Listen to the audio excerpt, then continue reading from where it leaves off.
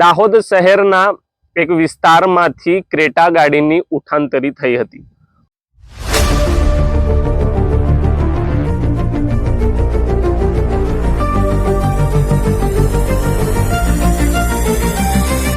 થોડા દિવસ પહેલા જ એક ક્રેટા ગાડીની ઉઠાંતરી કરવામાં આવી હતી। આ બાબતની જાણ ક્રેટા ગાડીના માલિકને થતા તેઓ દાહોદના એ ડિવિઝન પોલીસ સ્ટેશન ખાતે પહોંચ્યા હતા અને ફરિયાદ નોંધાવી હતી।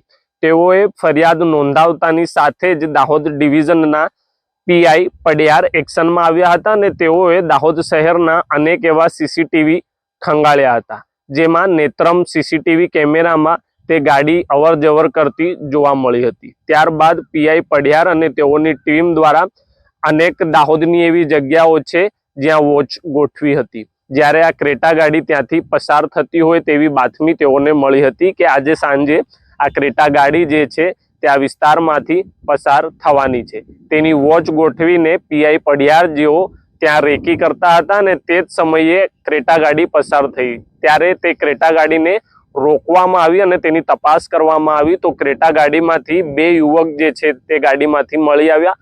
પ્રથમ વ્યક્તિ જે છે તે સ્વયં પટેલ છે અને બીજો વ્યક્તિ જે છે તે દેવ શર્મા છે। આ બંને લોકોની પોલીસે ધરપકડ કરી અને ગાડીમાંથી તે ક્રેટા ગાડીની નંબર પ્લેટ પણ મળી આવી। ત્યારબાદ પોલીસ જે છે તેઓને દાહોદના એ ડિવિઝન પોલીસ સ્ટેશને લઈ ગઈ અને વધી પૂછપરછમાં સામે આવ્યું કે આ બંને જણાએ એક ત્રીજા વ્યક્તિ સાથે મળીને આખા કારનામાને અંજામ આપ્યો હતો।